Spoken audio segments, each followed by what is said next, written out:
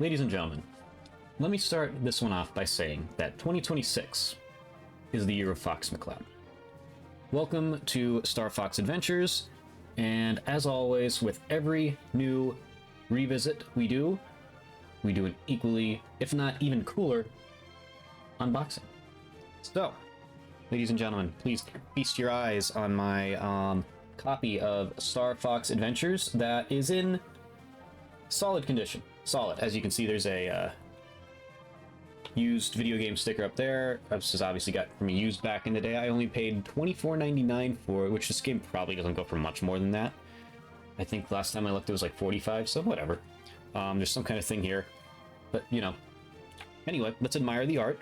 We shall admire the art, because I have a lot of thoughts on this game, and which you'll see throughout the playthrough, but I also have thoughts on... That's the way I can word this. As always, these are off the cuff. I just ramble for 10-15.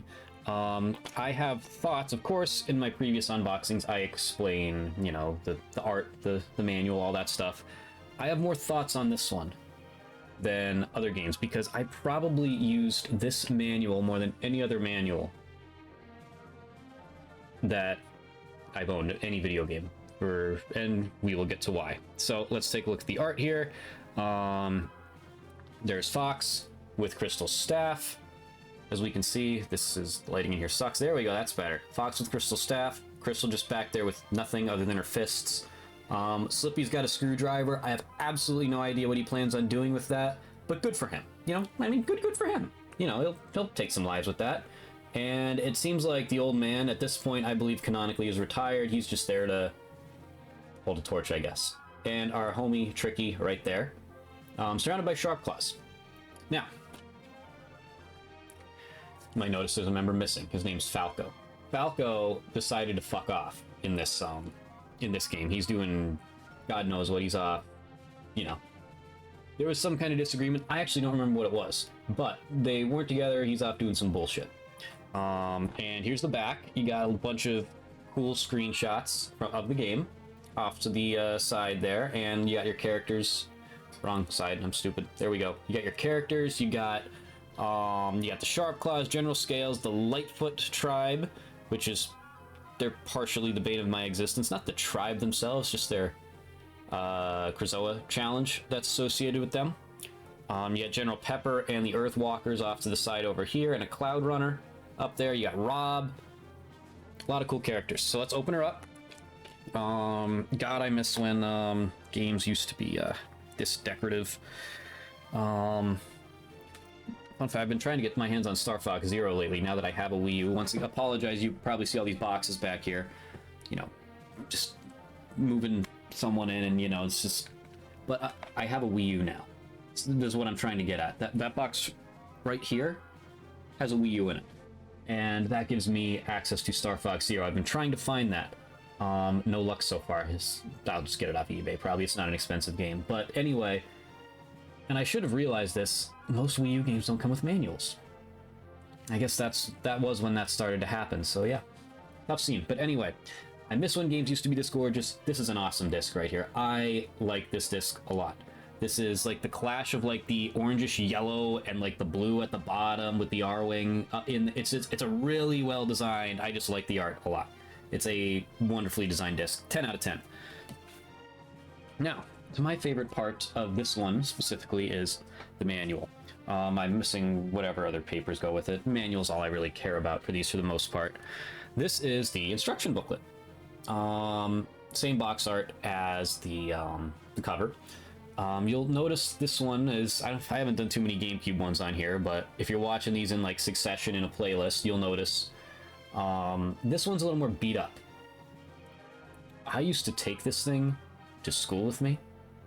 I used to take this specifically when I was in Boy Scouts. I would take it there with me.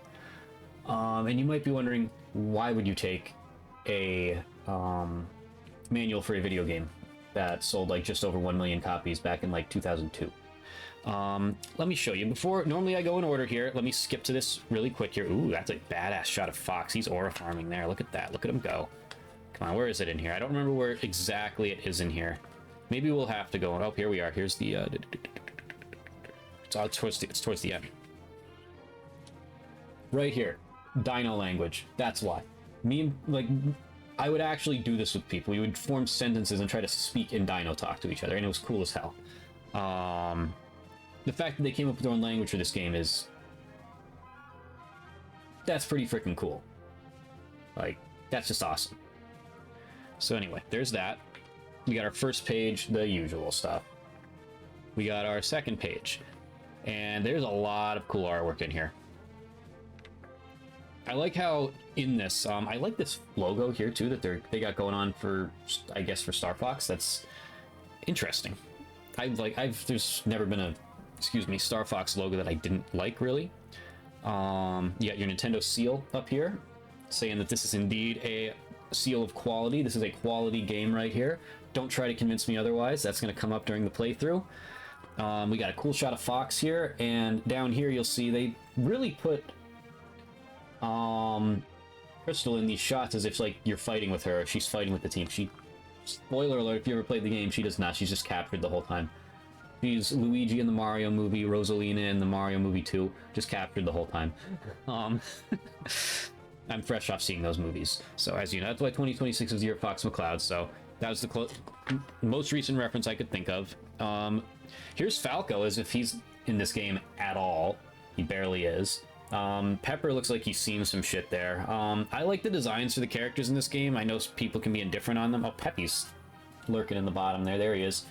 That's actually General Pepper's worst design ever, objectively speaking. Sorry. It's okay, but, you know. He looks better in the game than he does in this manual, that's for sure. 8 years have passed. This is 8 years in the future, after Star Fox 64. 8 years have passed since Andros was finally overthrown by the daring Star Fox team.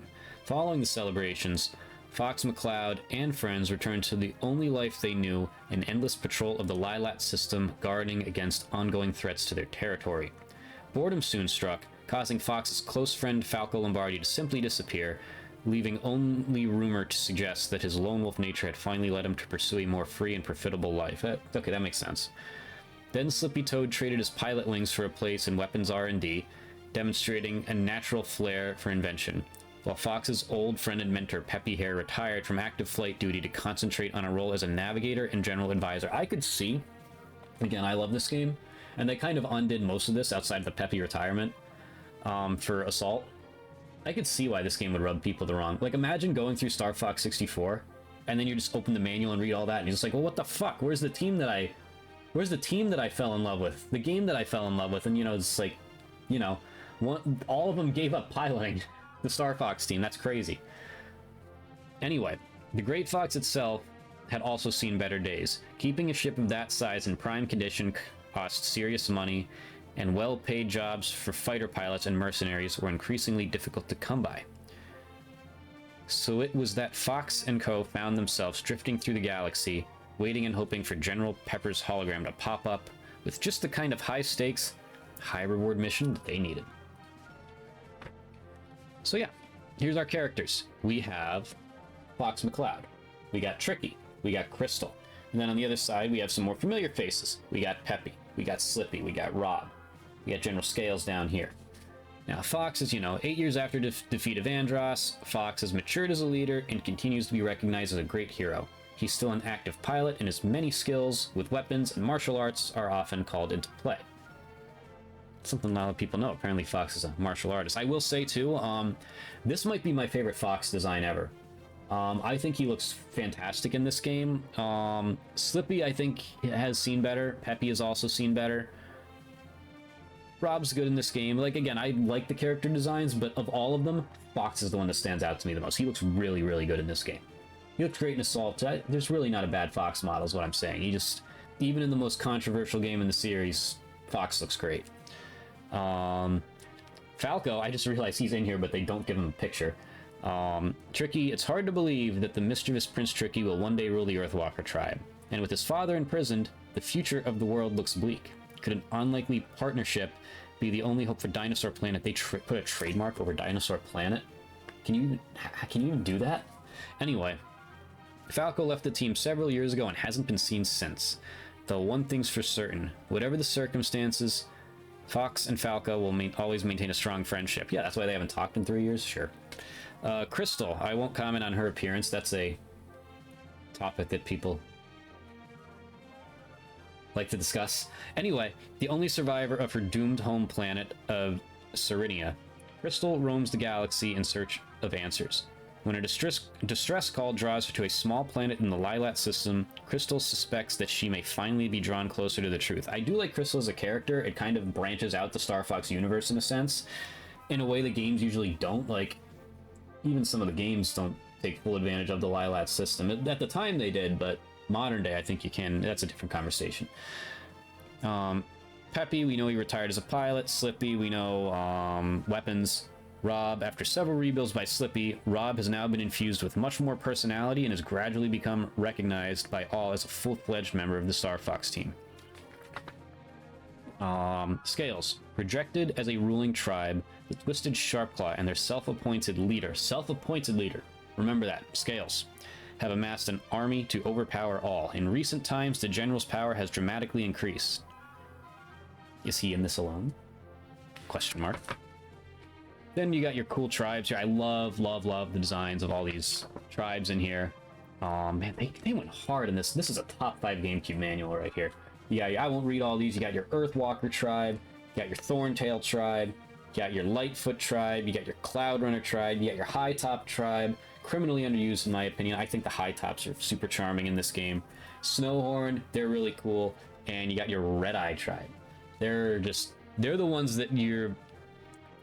It's like the Sonic universe thing where it's just like, well, how come there's like cats and dogs in this universe that aren't like, how come Vector is being chased by a wild crocodile that can't speak in Frog Forest, or whatever the second one of that one is in Heroes. God, I gotta play that game again. Anyway, like all these dinosaurs are like can talk and are like, you know, have human characteristics, like they behave like humans. The Red Eye tribe is your version of like the wild alligator in that level. Essentially, they're just feral dinosaurs that are going to try to eat you. Part of me wants to read this stuff, but it would take too long. I'll give a quick line. One of the two ruling tribes of Dinosaur Planet, that's the Earthwalker tribe, great strength and speed have helped them grow into a respectable family of dinosaurs, although the Cloudrunners may disagree. Thorntail, these friendly creatures live amidst the foothills of the mighty Ice Mountain. Lightfoot, a spiritual and reclusive tribe, the Lightfoot are seldom seen. Cloudrunner tribe, the other ruling tribe. I didn't realize they had ruling tribes. That's interesting now that I'm reading this, but that makes sense. You know, they're the only ones that have like a monarchy, I guess. King and a queen. They're proud and valiant race whose queen becomes a valued ally in the struggle. High Top, these gentle giants, that's the best way to describe them, they're awesome, are easily spotted from a distance as they tower high over the rugged environments of the planet. Snowhorn, thick, woolly coats and massive endurance have seen Snowhorn tribe through many years of harsh living. And Red Eye, flesh-eating dinosaurs and deadly killers, the Red Eye tribe were safely under Earthwalker control until General Scales let them loose to overrun the walled city. Now you got all your areas here in a very, very well done design here, in my opinion. My Light would tend to disagree. That's a little better. But very, very, very well done artwork here. My goodness. Cape Claw, Walled City, Volcano Force Point, Ocean Force Point, Thorntail, Snowhorn, Moon Mountain Pass, Lightfoot, Krazoa, Ice Mountain, Dark Ice Mines, Cloudrunner Fortress, and Dragon Rock. Those are our locations. They don't really do a good job of labeling them on the map, but, you know, you get an idea. That's actually really well done. It's been so long since I've opened this and played the game. There's some more cool artwork there. Slippy says I can begin the game now. I guess that means we can start soon. Some more cool artwork. The usual stuff. Telling you how to play the game. We won't go through that in depth. We know how the game explains it as you go. Krazoa spirits. And our spellstones. 2 separate collectibles in this game. Among other power-ups and stuff in between. Staff powers, all that fun stuff. Oh, it's really, yeah, the staff off the side there. That's a really cool render of that. This is the picture I was looking at where Fox is aura farming. Just like you can tell he just stomped that guy. Look at him. He's so proud of himself. He's so cool. There's our boy Tricky and with his skills. He's really staring into your soul on this picture over here.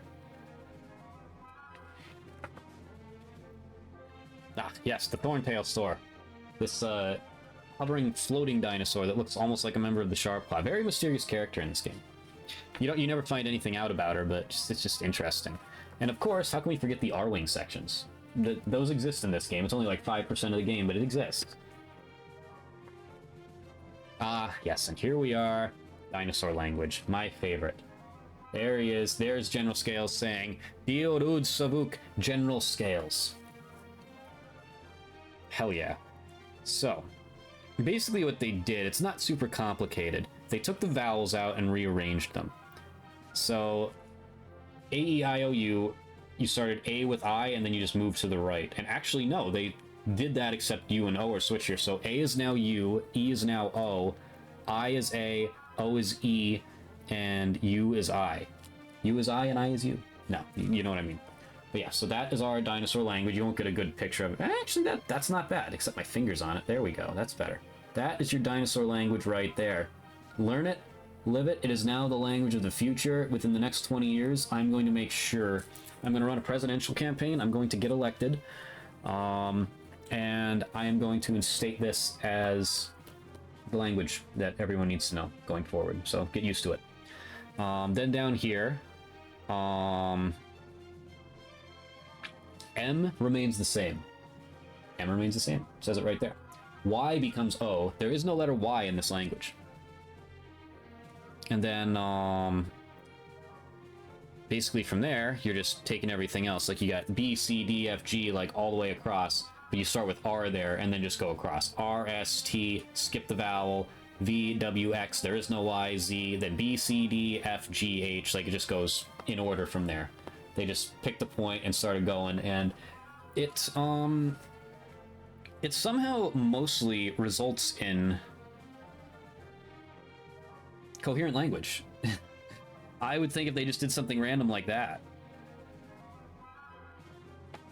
you know, it mostly works. There's definitely some gibberish in there, don't get me wrong, but it mostly works. And if you want to talk in Dino, according to that right down here, then just listen to the characters in the game and practice. And practice I did. And there's our game credits. With some cool artwork with the characters once again. And that is... Didn't take any notes. Would have been shocked if I did. That's it. Ladies and gentlemen, that is Star Fox Adventures. Wonderful, wonderful, wonderful game. And quite possibly my favorite manual of all time, just because of that dinosaur language. But... that's that. Now it's time to play.